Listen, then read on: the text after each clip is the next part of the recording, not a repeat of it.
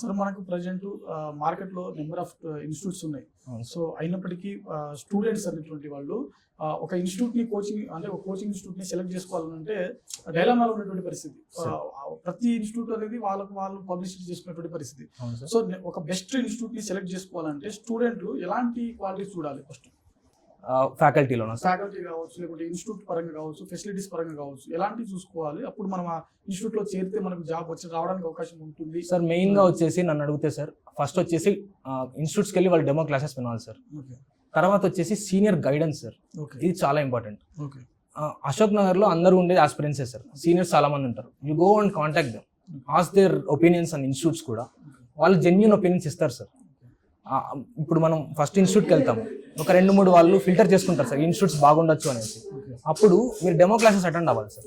Plus at the same time faculty ఎలా ఉంది అనేది వాళ్ళ ప్రొఫైల్ ఒకసారి చెక్ చేసుకోవాలి సార్, ఇది చాలా ఇంపార్టెంట్. దాన్ని బేస్ చేసుకొని ముందుకు వెళ్తే I think they can make the right judgement.